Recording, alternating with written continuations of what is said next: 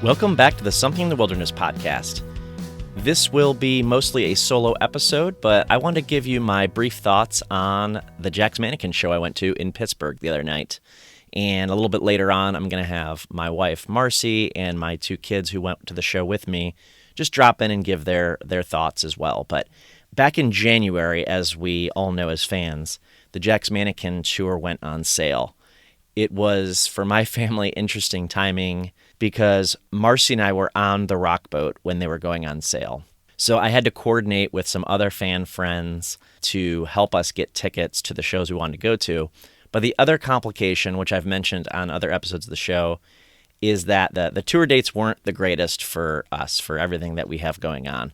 I guess when you have a family of four and everyone's involved in different things. We did make Pittsburgh work.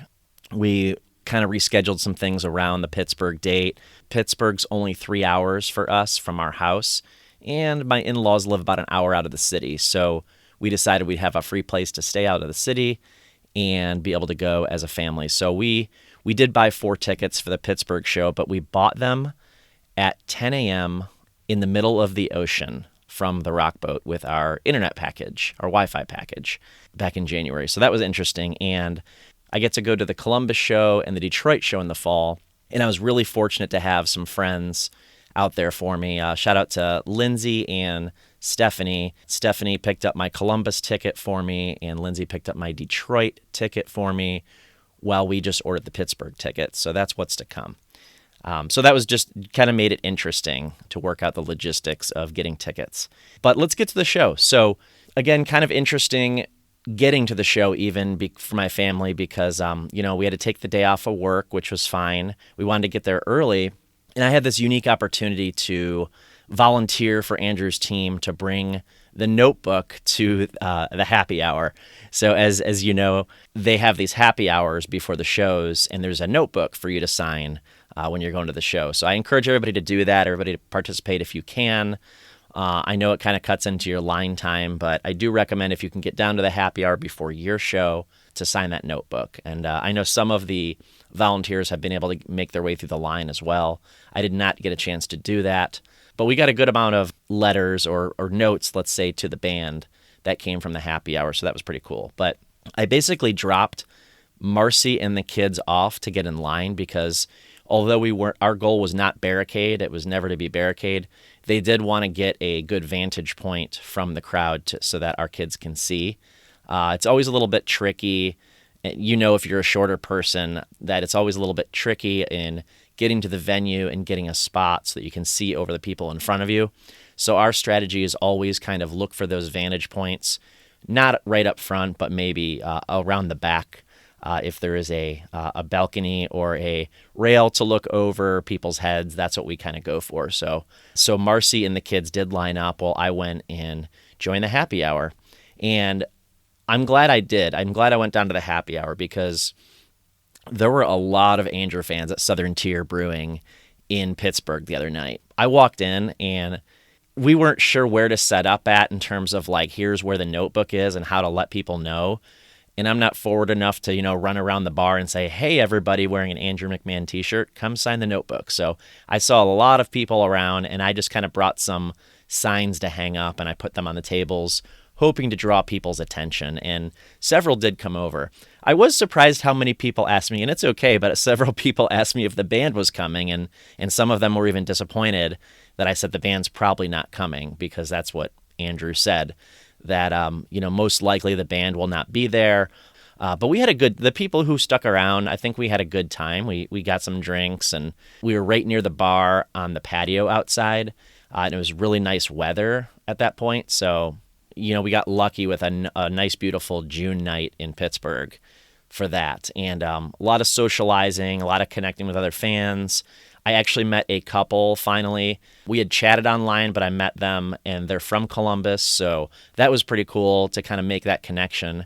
We have some mutual friends in the area, even better. And of course, we're longtime Andrew fans, which is the connecting factor with all the people we meet in the fan base. So that was really neat. Saw a friend, Connie, who I met at Four Chord last year, and we've hung out now in Cleveland and on the Holiday from Real. and at that show, at the Pittsburgh show. So that was cool to catch up with Connie.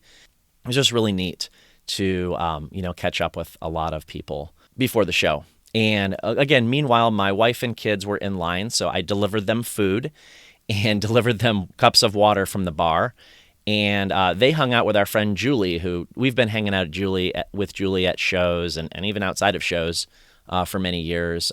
Since I'd say 2021, we met her.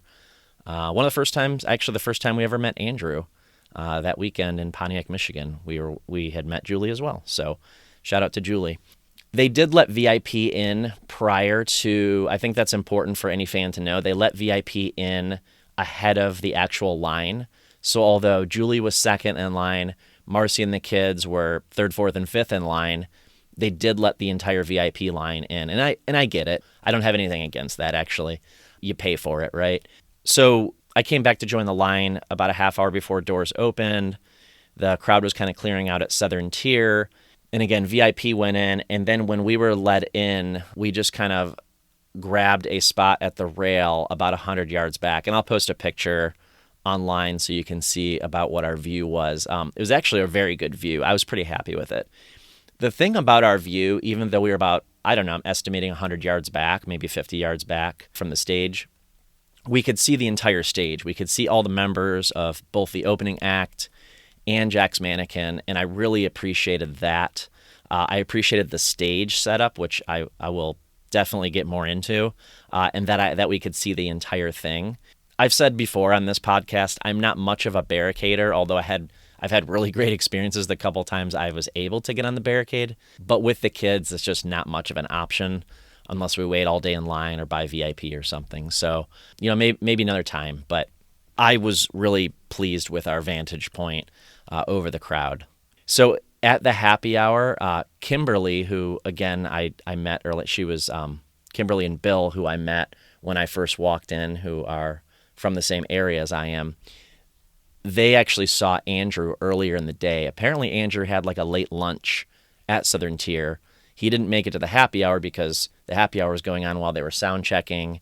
But apparently, he was there and complimented her Soko t-shirt, and they talked for a bit before we all showed up. So apparently I missed him. But I also wanted to mention, speaking of which, I was very fortunate this past week. It's been a pretty exciting week for music for me this past week. Last Sunday, I took my kids to the Avril Lavigne concert in Cincinnati. We the Kings and Simple Plan opened. And it was kind of a perfect combination of artists that I'm into, but that my kids also enjoy. I've been playing songs by all three of those artists for years. I was a little bit surprised that they were so open to going, but it was an outdoor show, a nice night, and we kind of went last minute, so that was cool. Marcy and I also went to another concert on Tuesday. It was like a happy hour show by an artist named Megan Farrell, someone we really have enjoyed seeing on the Rock Boat all three times we've gone. She's a pop artist, but she does acoustic sets sometimes, and it was just like her and a guitar. Very singer-songwriter-y, beautiful, very passionate music. And then late midweek, I got a message from Steve Jones from the Concert Pipeline podcast, and we've collaborated a couple of times. He's been on the show to talk about space and babies of the 80s, and we've chatted back and forth a lot. We've become friends, and he got the opportunity to interview Andrew from Andrew's dressing room in Richmond at the show on Thursday. So right before Andrew was going to VIP, Steve Jones and I jumped on a Zoom with Andrew McMahon. Again, the day before I was seeing him in concert, just kind of interesting timing. It wasn't really planned that way, the timing anyway, but we had been kind of coordinating this for a while. So that was really neat to be able to get a half hour with Andrew McMahon right before I was about to see him in concert. And we asked him some great questions. He was very chill as always. Very cool to hang with. But we are releasing that episode in August to celebrate Concert Pipeline's 500th episode and this podcast's 100th song episode. So look forward to that full interview in August, mostly about the tour, about celebrating everything in transit, and kind of where Andrew's headspace is with this whole Jack's Mannequin reunion, so to speak. So look forward to that later on this year. But back to the show. So we get into the concert, we get our spot, we're very happy with our spot. Connie was there, Greg was right down the way, whom I had just met. We had a perfect view. Yoklore comes out, and I got to be honest, guys, I wasn't that thrilled. I wasn't real impressed with Yoklore, just not my thing. I know a lot of people do like it. I've seen some openers I love. I've seen openers that are just fine. I would put Yoklore in that category. It was fine. It was good for an opener, good warm-up. I do like how they started off with like the slower songs, but then it built up as the set went on. And I noticed that, and I do appreciate that from an opener standpoint, that they did their job. They did their job well in that respect. Like they kind of built it up, built toward Jack's Mannequin. I was interested to find out that the lead singer of Yoklore was the former drummer of Walk the Moon. Walk the Moon being a band that Marcy and I got to see 3 times on the Rock Boat back in January, which was just incredible, by the way. I've been very fortunate. I've had a very fortunate 2025 so far, and I've got some amazing shows coming up later this year. Not too many for like a month or two, though. So I'm kind of taking a step back. After 3 concerts in a week, I definitely need to take a little break from concerts. So Marcy has some thoughts on what she liked about the concert, and my kids are going to tell you what they thought about the concert, and then I'll share my thoughts about the concert. So I have my oldest daughter here, and I'm going to ask her a couple of questions so we can get her thoughts on the concert. So overall, what did you think about the show? I really liked it, but I've definitely been to more of my favorite Andrew McMahon concerts in the past. I think it's just because I don't know a lot of Jack's Mannequin songs, and I listen to mostly Something Corporate and Andrew McMahon in the Wilderness now. But I think that there's a few songs that I might have to go on my Spotify and re-listen to because I liked a lot of them. Cool. Was there like a standout moment at the show for you, like something that was really memorable that happened? I was really excited for La La La because he always comes out on the floaty and does that, and I thought it was really funny when he went to the sound booth and then got the drink from the people at the sound booth, and then they were just celebrating as he went back to the stage, and that was just a really funny moment for me because we were also really close to him when he did that too. That's right. He came within 15 feet of us. Yeah. So that was cool to see. What did you like best about the show? Maybe in comparison to the other times we've seen Andrew McMahon. I definitely really liked the background pictures that they had and the lighting, because the lighting was just so colorful and it matched all of the songs. For Dark Blue, the backgrounds and the lighting was all dark blue, and then there's some white lights that really complemented them. I feel like they did a really good job with that time compared to the other 2 that I've been to. Yeah, I really like when they sang Amy I, and it would come up with the words Amy I on the LED. Yeah, that was cool. The lights, LED lights, but also on the screen, Amy I came down. I thought that was such a cool visual thing. I like the videos too. They did a whole intro at the beginning, some clips from Dear Jack and other things, some other documentary footage. Mm-hmm. And before the encore, they did some more too. And that reminds me, I said something wrong on the podcast a while back. I didn't realize that the audio clip of Andrew talking at the end of the song MFEO is from Dear Jack, and I'd completely forgotten that, but they played that at the show, which was very cool. So overall, pretty good show? Yeah, it was a really good show. Cool. Would you go back?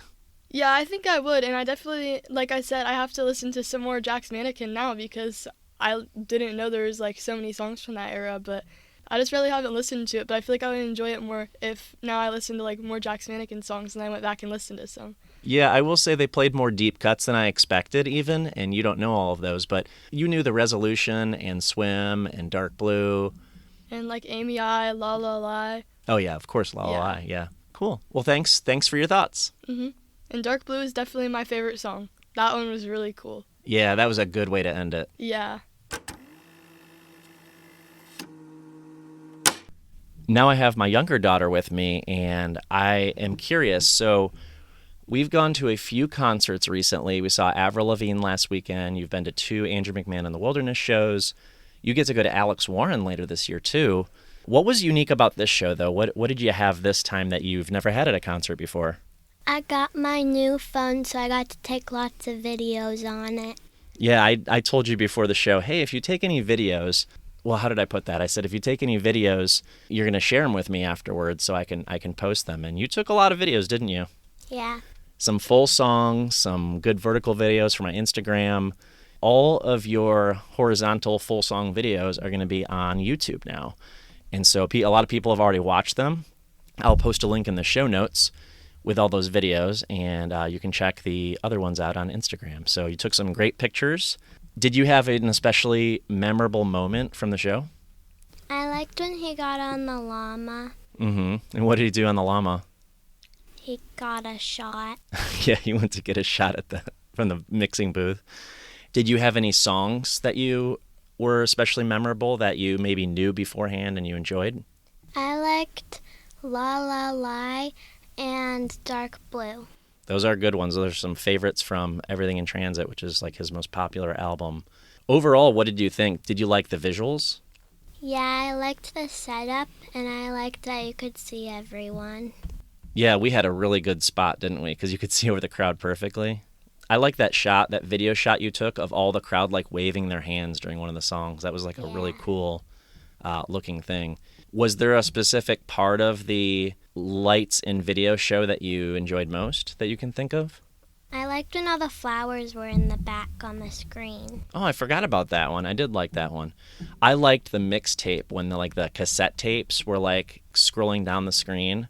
And I really liked when it was like a bunch of like rainbowy colors behind Bobby and Mikey and Jay up top. And it was like this cool effect. There was one point it looked like a cell phone background or something. Yeah. Which I don't know why. I just thought that was cool. When Andrew tours as the Wilderness again, do you think you would like that better or the same as Jack's Mannequin? I think I'd like the Wilderness one better. But you like Dark Blue and you like Cecilia and you like Ohio and you definitely liked La La La this time, right? Mm-hmm. Okay, cool. Well, thanks for stopping by. You're welcome. Thanks for stopping in, Marcy. Thanks for having me. So, Marcy, we saw Jack's Mannequin last November on the cruise, as well as Something Corporate and Andrew McMahon in the Wilderness, and that was super exciting. How did this time compare with the November cruise? Yeah, it's a great question. I was actually reflecting on this because with everything that was going on when Jax was playing on the cruise, it was when we were pulling away from the dock. We were seeing a lot of people that we knew. There was a lot of excitement in the air, but I feel like with all of that going on, I didn't truly appreciate and fully engage in the Jax set on the cruise.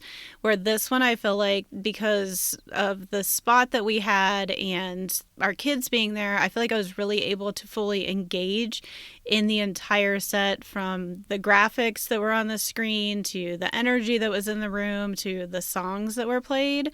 So it was just really great to just fully be in it. Where like on the cruise, I just felt like I was a little bit distracted from it. And then I was also super excited to hear people running. And actually, until you reminded me, I was like, yeah, he must play this at every Jack show. It's so amazing. Nope. And you're like, no, not at all. But so that was really fun. I mean, all the songs he played were great, but I think that one I wasn't expecting to hear, so I really enjoyed that. I think on the podcast episode I talked about that song. I believe I did say, like, he should play this song all the time. This seems like a really good concert song. And so it was really cool to hear that. It was funny, when I talked to Andrew on Zoom the day before, I told him specifically, I don't want to know anything about the set list. And he literally said, well, we've been playing a lot of Everything in Transit, and we decided to try People Running tonight, so we'll see how that goes. And I was like, I didn't want to know that, but cool. At least it was from Andrew himself. I've avoided... If anybody's going to spoil it, like... Yeah, I had to be okay with the man who writes the set lists and the songs being the spoiler for me, so it was all good. So I thought that song could come up. It wasn't a complete shocker, but I was super glad it did.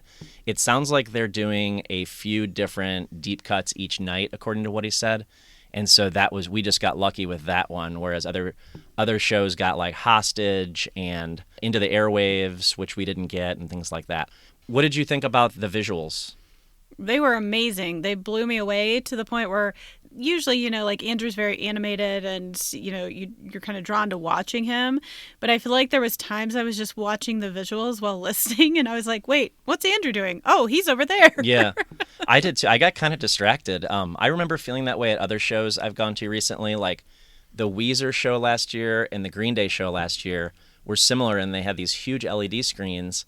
And I wanted to see everything that was going on, but I also wanted to watch the artist perform. And so I won't say it's a bad thing. It's just a lot to take in. It's kind of like what you said about the cruise, it's a little overstimulating. Definitely agree with you on the cruise. I was overstimulated there too, but just in a different way with the visuals. But it was cool because I think it also makes people want to go back and see another show. Yeah, like I feel like I would notice so many things that I didn't, because like you didn't notice the Weezer part on the screen when we were there until you were rewatching our daughter's video. That's and right. You were like, oh, the Weezer. I was like, how did you not see that? Well, it was just so much coming at me. Yeah, that was fun.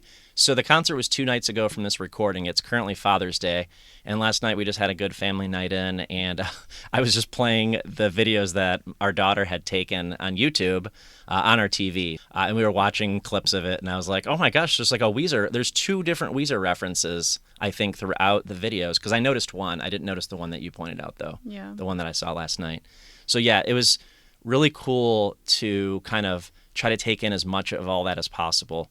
So we'll see Jack's Mannequin again on the cruise. You won't be able to see them in the fall because you've got some travel coming up, but we will be able to see them together on the cruise next year. Is there a song they didn't play that you would have liked to hear, or did they kind of cover all the bases the other night? Probably Into the Airwaves. Would have been really great to see. Ironically, I think that was the only Everything in Transit song they didn't play. But it was a nice mix of the, all 3 albums, which I truly appreciated. I feel like they put a lot of effort into making sure to mix it up, play songs they hadn't played in the wilderness a lot, but also making sure they covered all 3 albums pretty well. Well, thanks for stopping by, Marcy. Yep, anytime. Yeah, I have to agree with Marcy that one of my favorite moments was people running. Again, I sort of knew it was coming, but it was still a nice surprise because every show, like Andrew said, they're going to change it up a bit on those deep cuts. The other one I truly appreciated, and I didn't expect to appreciate it so much, was Miss Delaney. They started playing it, and I was like, huh? They're playing Miss Delaney? And although technically I've seen that one before as part of the 10 Years in Transit tour, it was just, again, one they don't typically play. So I liked hearing that one. I always like hearing the songs that we hear a lot, like La La La and The Resolution, and Dark Blue was fun to end it. They left after La La La, they left for the encore, came back, played a couple more songs, again, including Dark Blue. I really liked Amy I. I can't say that enough. I loved the visuals, and it kind of made the chorus hit more powerfully with those visuals, I think. We've talked about the set design already, but I'll just say a few more things about it. I really liked the way that the set was able to spotlight every member of the band. Like Andrew out front, as always, but you've got Bobby, Jay, and Mikey in a row, each with their own huge LED screen behind them, and I loved that. It felt a little bit different than the SoCo shows for me in that respect. I just really liked that. I could see every member really well. And again, I think it's partially from where we were standing over the crowd. It's the same way, it's kind of the same setup we had for the New Friends tour with the kids, same setup we had for the House of Blues Chicago benefit a few years ago, and a similar view than what we had at the Vegas House of Blues for SoCo 2 years ago. So I think we've kind of found our favorite spot when we're not right up front. I might attempt to get closer to the front in Columbus and in Detroit. It just kind of depends on who I'm hanging out with that night and what they want to do. That's kind of how I see a lot of these shows. It's like once I kind of have the initial experience, I'm kind of open to whatever at the future shows. So I know that I'll know several people at the Columbus and Detroit shows in November. I also want to say I was supposed to originally go to Chicago and possibly even Milwaukee. And although I'm still disappointed, I've kind of come to terms with it, and after that show, I felt really fulfilled and satisfied after the Pittsburgh show. It's interesting because, and it's it's not to say that I don't want to see Jack's Mannequin again. I absolutely do, and I can't wait. But, I felt very, at peace afterward. I was like, that was such a great show. I have to wait 5 months to see it again, and that's okay. And I think I'll see a slightly different set in the fall. It was also a really special experience for me, obviously, and that's why I wanted Marcy and the kids to stop by, is that this is Father's Day weekend. I'm recording this on Father's Day, and it's so cool to be able to share this experience with my kids. The kids have so much going on. They have way more social lives than I do, and my oldest was invited to go to an amusement park with her friends on the exact same day of the Pittsburgh show, and of course that was a debate in the family. Yeah, I know she'd really probably rather go to the amusement park, But she agreed that, hey, we've made this commitment as a family to go to Pittsburgh together, to go watch Jack's Mannequin. And she does like the music, and she does like concerts. And I know she had a good time, but there was a little bit of a sacrifice. Plus, we had to kind of rearrange our camping plans with family to make this show work. My younger one was a little disappointed that it wasn't an outdoor show. She would prefer outdoors because we all know that it spreads the sound out more if it's outdoors, and she has really sensitive ears. And so she did bring the big headphones, which that worked out really well, whereas my older one used like the regular earplugs. But it ended up going really well. I think we all enjoyed it. And we had a lot of laughs, a lot of, smiles and celebrations. And when we left Pittsburgh that night, it was pouring rain, which is just kind of funny. It's funny because we were in the car. It would not have been funny if it was an outdoor concert. But every time that I see our friend Connie at a concert, I feel like the skies open up and pour. We were at Tornado Fest 4-Chord together 2 years ago. We were at 4-Chord last year, and it rained. It rained leading into the Something Corporate set on the cruise pretty badly. And then I just thought it was funny. We walk out of the Pittsburgh show, and it's raining again. So I am doing 4-Chord again in the fall, and the first Andrew-less 4-Chord in many years. I really hope it doesn't rain there. And again, I'm really looking forward to the Jack shows in the fall. I feel so fortunate to have had this experience on Father's Day weekend with my family. I told them it was all I wanted for Father's Day. And then I kind of get a slightly different experience in the fall, just kind of going with friends. Great Jack's Mannequin show as expected. Great Andrew McMahon set overall as expected. Visuals were just stellar, top notch. Can't say enough about it. And the set list was it was better than I could have imagined. I'm so glad that I avoided set lists and I stuck to that because the surprises were really cool. I had no idea what he was going to open with. He opened with Spinning, which I thought was an interesting choice. I was pretty sure I knew what he was going to end with, but I just didn't know the order he'd play the songs. I didn't know which deep cuts he'd rotate in. So it was just some cool surprises. And it was just really fun to celebrate the night with new friends we already had, and of course my family. Thank you, Andrew and Jack's Mannequin, for just bringing people together and making this thing that we love so much. I had the good fortune of, I'm mailing out the notebook tomorrow to the management. I got to write my own little message to the band outside of the bar because I know it was probably not easy for people to write their heartfelt messages in the crowded bar while we're socializing. So I got lucky, and me and the kids and Marcy, we each got to write our own messages in that notebook before we send it off. I thought it was a really neat idea that the band and the management had to do something a little bit different this tour. They're always looking to do something a little bit different, and I know they put a lot of thought into the fan community, and not just fan service, but truly serving a community and bringing together a community. And I appreciate that. Well, if you listen to this far, I really appreciate you listening to me, ramble about the show. Hopefully I'll see some of you out at the shows in the future. I love this community that we have with Andrew's music, and look forward to Steve Jones from Concert Pipelines and my interview with Andrew McMahon coming in August to celebrate the 100th song episode. See you at the shows.